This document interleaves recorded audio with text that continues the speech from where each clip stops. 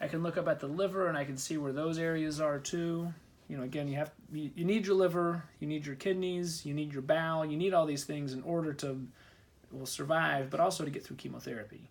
So I'm not doing you any favors by going in there and trying to remove vital organs if you can't get the chemotherapy that's very necessary for this treatment as well.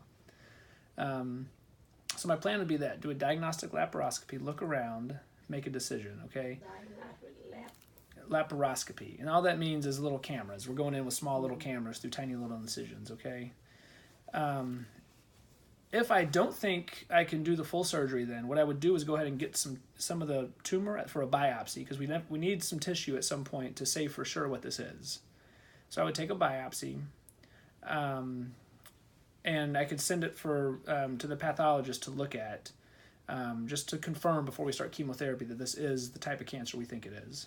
Okay, and then for chemotherapy, we usually use a port. Okay, it's a little thing that goes underneath the skin, because chemo can be really tough on your veins. So if we just have an IV, a lot of times people don't tolerate that IV over a long period of time. So I would place a port while you're asleep. Okay, just because we're already in the operating room, and it's relatively easy to place that port.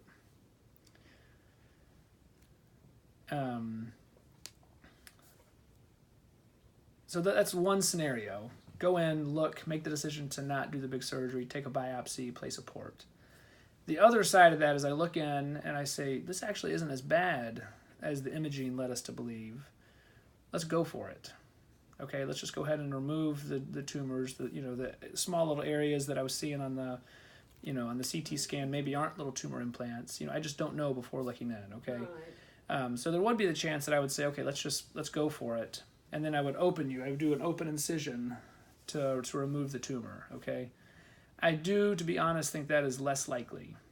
Okay, I think I'm going to look and make the decision to just take the biopsy and place the port. Okay. So you do a diagnostic laparoscopy. Yep. Okay, and then biopsies and port placement, and that'd be the plan. And the benefit of doing that as well is the recovery from that little procedure it takes no time at all.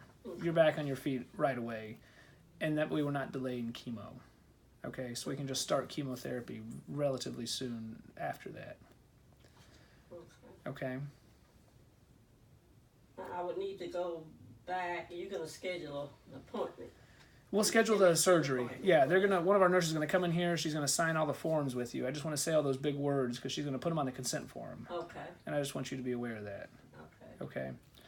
I do want to present one other option, and I'm only doing this because I'm not convinced, but I'm very suspicious this isn't ovarian cancer. Okay. It's pretty classic findings, and the way you have the weight loss too, that's a classic thing we see with ovarian cancer. Okay. Here at the Cancer Center, one of the benefits of us being a big cancer center is we have clinical trials going on. And almost all clinical trials, women will be randomized to two different sort of arms. Both of those, no matter what, are going to get the standard of care treatment. Okay, one of them usually has the addition of something that has a lot of promise. Okay.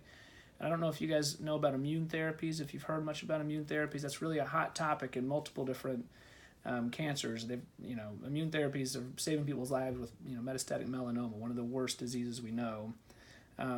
Ovarian cancer oftentimes can be pretty bad, but we have actually found that there might be some immune benefit with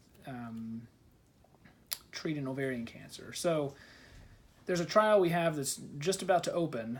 You'd be one of the first patients that we got on it. I mean, they've already tested it in humans, and it's obviously safe, but we would actually be treating with an additional treatment in addition to the chemotherapy. Okay, one additional agent.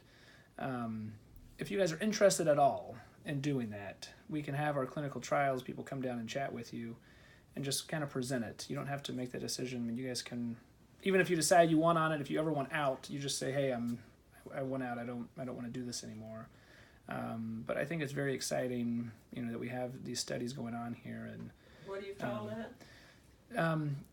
The name of the study, the clinical trials lady will go with, but what it requires is we put the port in here. We would also put a port that goes on your belly, Okay, so when they give you, even though they give you chemotherapy through the port, they also give you a little chemotherapy that goes directly into the belly. It's actually not a chemo; it's a targeted therapy, and the thought is it can directly touch all those cells in the belly there, and actually, create an immune response, and then it kind of recruits your own body's immune system, kind of come help in the fight. Well, if it's showing the immune system is down and it fights against the virus.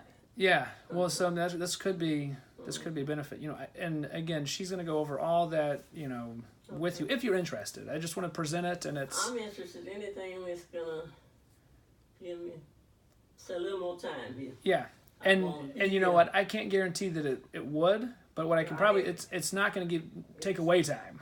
Okay, it'll be at least equal with what I would do with you regardless. So I would at least get the same treatment, and then we're adding on an additional treatment. The hope would be that we will. We'll be treating it 2 ways. Yeah, exactly. Directly here. You're exactly right. The port here. You're exactly right.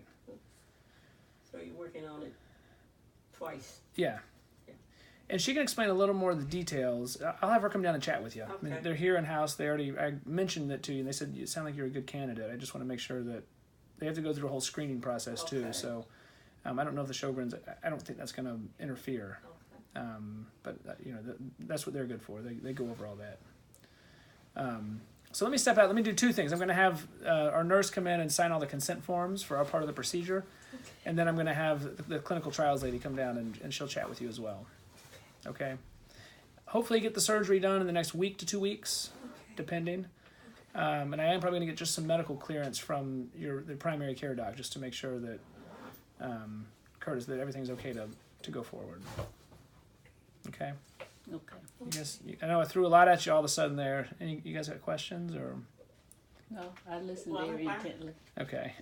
If I think of any, as I listen, I'll try to jot some down. Okay. Sounds good. All right. So our next step is to get the port. Well, that surgery. It's what I look in, get a biopsy, and then get the port. Oh, okay. Okay. So all that's going to be done the same day? Yeah, exactly. Okay. That'll all be the same. Just a one-stop shop here. We'll get you all taken care of one time. You said in about a week? I'd say week to 2 weeks. I get in trouble if I start trying to schedule stuff. Yeah. My nurses are in charge of my schedule. Okay. All right. Get my wrist slapped there. Okay. We got you. So they'll come in right now and they'll give you a date. Okay. Okay? Thank you. All right. Very nice meeting you Jones. guys. You too. Dr. Jones, that's right.